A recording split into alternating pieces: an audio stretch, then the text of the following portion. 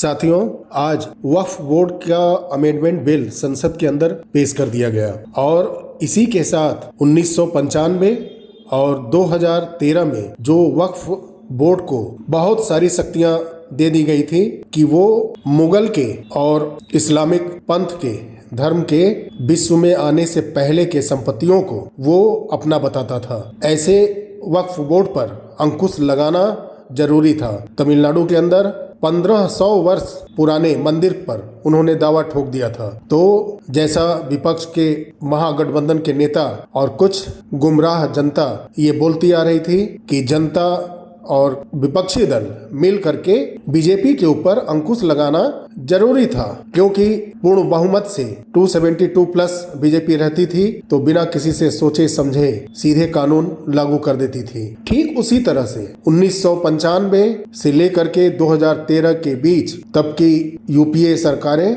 वक्फ board को असीमित संसाधन दे दिए थे। जिसको चाहो उसको अपना बना लो, अपनी प्रॉपर्टी बना लो। तो उसके विरोध में उस पर अंकुश लगाने के लिए जो विपक्ष सरकार के ऊपर अंकुश लगाना चाहता था, ठीक विपक्ष के द्वारा वक्फ बोर्ड को दिया गया इतना ज्यादा अधिकार जिससे वो निरंकुश हो गया था, उस पर बिल्कुल अंकुश नहीं था। और भारत का तीसरे नंबर का लगभग 9 से 10 लाख एकड़ जमीन उसके पास जबरदस्ती लेकर के कब्जा कर लिया गया था। उसी पे अंकुश लगाने के लिए सरकार ने, एनडीए सरकार ने आज संसद में वक्फ बोर्ड अमेंडमेंट बिल पेश कर दिया है। आप पहले देखिए कि इस पे सभी नेताओं के थोड़े थोड़े क्लिप मैं दिखा रहा हूँ कि ये इस पे क्या बोले हैं। मैं कहना चाहता हूँ, हम सबका कॉन्स्टिट्यूंसी में हिंदू भी हो सकता है, मुसलमान हो सकता है, क्रिश्चियन हो सकता है, बौद्ध हो सकते हैं, पारसी, सिख सब हो सकते हैं। इसीलिए मेंबर्स ऑफ पार्लियामेंट को किसी भी धर्म से जोड़ना सही नहीं है। हमने ये नहीं कहा कि वक्फ बोर्ड में इस धर्म को लेके आना चाहिए, हम नहीं कह रहे। हम ये कह रहे मेंबर ऑफ पार्लियामेंट वहाँ मेंबर होना चाहिए। अब वो मेंबर ऑफ पार्लियामेंट अगर हिंदू है या अगर क्रिश्चियन है तो हम क्या कर सकते हैं? अगर किसी कॉन्स्टिट्यूंसी से किसी एमपी को चुन के भेज दिया by virtue of being member of parliament, अगर वो बोर्ड में मेंबर होता है तो क्या हम उसको चेंज कर देना चाहिए उसके धर्म को? ये बेसिक बात है सर। इसलिए सर ये बिना मतलब का ये इशू उठा रहे हैं सर। उसके बाद सर अब मैं सर एक इम्पोर्टेंट बात बताना चाहता हूँ। वक्फ बोर्ड को अच्छा से चलाने के लिए वहाँ टैलेंटेड लोग चाहिए, जानकारी लोग चाहिए। ऐसे किसी को आप उठा करके किसी वक्त में मेंबर नहीं बना सकते हैं सर। इसके लिए जो रिकमेंडेशन हमको मिला है, हर कमिटी और जो जेपीसी से भी रिकमेंडेशन मिला है, मैं उसी को बता रहा हूँ। Diversified talent pool, administrative skill वाला जिसका अच्छा नॉलेज है, ऐसे लोगों को हम लोग बोर्ड में लाना चाहिए। अच्छे ऑफिसर्स को वक्फ बोर्ड को मैनेज करने के लिए उनको ऑफिसर के हिसाब से वहां नियुक्त होना चाहिए। ये सब बातें हमने रखा है, ये सारा आपका रिकमेंडेशन है। हम बार बार आपको बता रहे हैं, याद दिला रहे हैं, आपका रिकमेंडेशन है, इंप्लीमेंट हम कर रहे हैं, आपको समझ में नहीं आ रहा है। और सर खास करके जो बच्चे और महिलाओं के लिए हमने काफी ध्यान रखा है, ताकि कल को ये एक्ट पास हो जाने के बाद कोई मुसलमान बच्चे या महिला किसी तरीके से उनको इंसाफ मिलने से वंचित रह जाए, ऐसा नहीं होना चाहिए। इसके लिए ठोस प्रावधान हम लोगों ने यहाँ रखा गया है। और सारा जो वक्फ प्रॉपर्टी का जो प्रोसीड्स है, जो भी उसका इनकम होगा, ये सिर्फ मुसलमान कम्युनिटी का वेलफेयर के लिए ही खर्चा होगा। और हम चाहते हैं जब मुसलमान समुदाय को हम लाभ पहुंचाना चाहता है तो हम खास करके गरीब मुसलमान महिलाओं के लिए जो बैकवर्ड है उनके लिए हम कह रहे हैं, आप लोग का हाथ छोड़ेंगे तो आप लोग तो कभी भी इनको कोई मदद देने वाला नहीं है इतने सालों तक। इसलिए हमको ये प्रावधान करना पड़ रहा है। ये अध्यक्ष महोदय बहुत सोची समझी राजनीति के तहत हो रहा है। अध्यक्ष महोदय, जब लोकतांत्रिक तरीके से चुने जाने की पहले से प्रक्रिया है तो उसको नॉमिनेट क्यों किया जा रहा है? वहीं जहां अन्य धार्मिक जो मसले हैं, बॉडीज़ हैं, उनमें कोई गैर बरादरी का नहीं आता है। मान लीजिए वक्फ बोर्ड में गैर मुस्लिम को शामिल करने का औचित्य क्या बनता है? और अध्यक्ष महोदय, इतिहास के पन्नों को अगर हम पलटें, अगर आप जिला अधिकारी को सब ताकत दे देंगे, उन इतिहास के पन्नों को मैं नहीं पलटना चाहता हूं कि एक जगह पर एक जिलाधिकारी महोदय ने क्या किया था, उसकी वजह से आज और आने वाली पीढ़ी तक को भी सामना करना पड़ा। अध्यक्ष महोदय, मैं नाम नहीं लेना चाहता हूं। और अध्यक्ष महोदय, सच्चाई ये है कि भाजपा अपने हताश, निराश, आप तो उस कानून चंद कट्टर समर्थकों के तुष्टीकरण के लिए ये बिल लाने का काम कर रही है। अखिलेश जी, अध्यक्ष महोदय, आज तो हमारे आपके अधिकार कट रहे हैं। मैं याद कीजिए अध्यक्ष महोदय, मैंने आपसे कहा था कि आप लोकतंत्र के न्यायाधीश हैं, और मैंने अध्यक्ष महोदय सुना है इस लॉबी में कि कुछ अधिकार आपके भी छीने जा रहे हैं। उसके लिए हम लोगों को लड़ना पड़ेगा आपके लिए। अध्यक्ष महोदय, मैं इस बिल का विरोध करता हूं। कोई अध्यक्ष के अधिकार अखिलेश जी सिर्फ विपक्ष के नहीं है, पूरे सदन के हैं। इस तरह की गोलमोल बात आप नहीं कर सकते हो। आप नहीं हो अध्यक्ष के अधिकार के संरक्षक। अध्यक्ष महोदय, कई माननीय सदस्यों की बात सुनने से ऐसा लग रहा है जैसे यह जो संशोधन लाया गया वक्फ बोर्ड के कानून में, यह मुसलमान विरोधी है। कहां से ये मुसलमान विरोधी है? कौन सा इसका कानून मुसलमान विरोधी बताता है? यहाँ उदाहरण दिया जा रहा है कि अयोध्या की मंदिर, गुरुबाई, अरे मंदिर और संस्था में अगर अंतर आपको नहीं समझ में आ रहा है तो आप कौन सा तर्क खोज रहे हैं?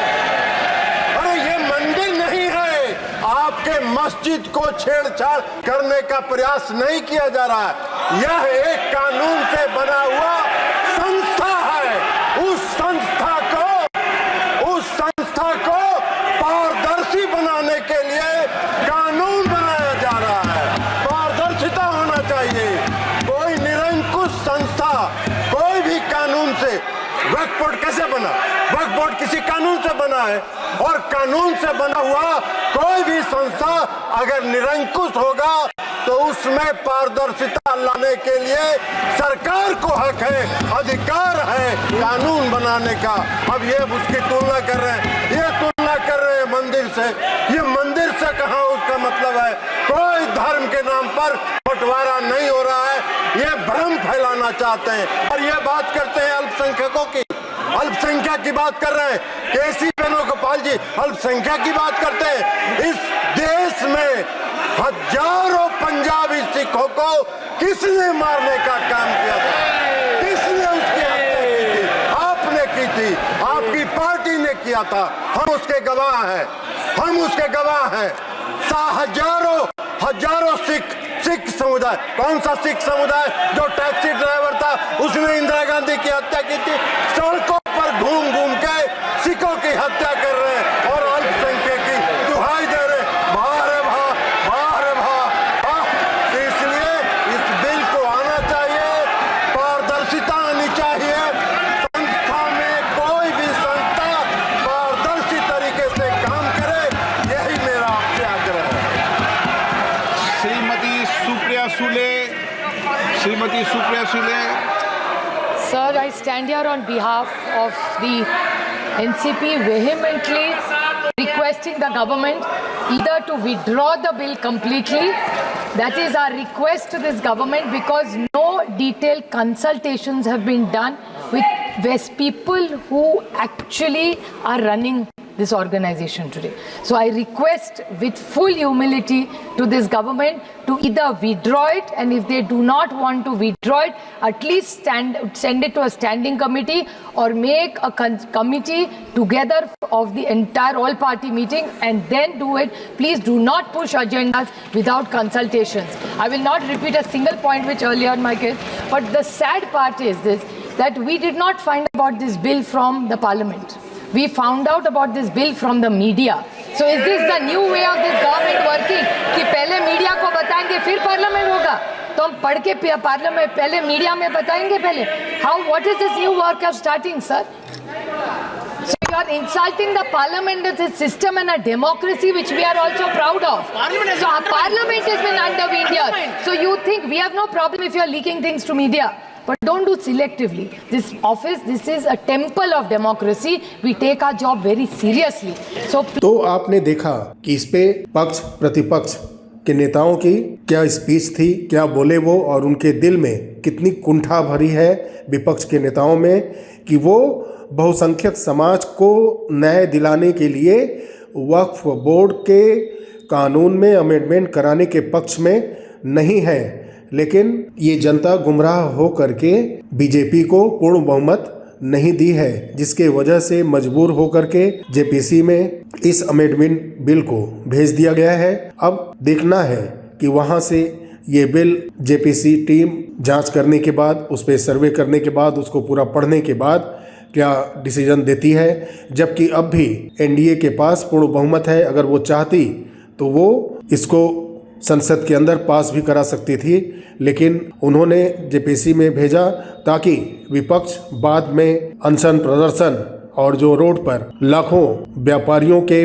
बिजनेस पे ये आंदोलन करवा करके और एक योजनाबद्ध तरीके से फंडिंग करके भारत के अंदर किसी भी कानून को लेकर के आग लगाई जाती है, वो न हो. लेकिन जेपीसी में भी अगर ये कानून पास हो जाता है तब भी ये मानेंगे नहीं. अगर जरा सा भी मौका मिला तो ये माहौल खराब करने से बाज नहीं आएंगे. जब बांग्लादेश की स्थिति को देखते हुए जब इनके नेता गलत बयान दे रहे हैं, भारत के अंदर बांग्लादेश जैसी स्थिति का डर दिखा रहे हैं, और विनेश फोगाट जिनके फाइनल में बाहर होने के तरीकों पर जिस तरह से भ्रम फैलाया, इन्होंने पूरे देश के अंदर उनकी धज्जियां उड़ गई. सही तरीके से जब ये जानकारी हुई कि विनेश फोगाट का वेट 2 किलो 7 से 800 ग्राम तक बढ़ा था, और फिर उन्होंने पूरी रात कोशिश की, लेकिन फिर भी 100 से 150 ग्राम वेट उनका ज़्यादा आया.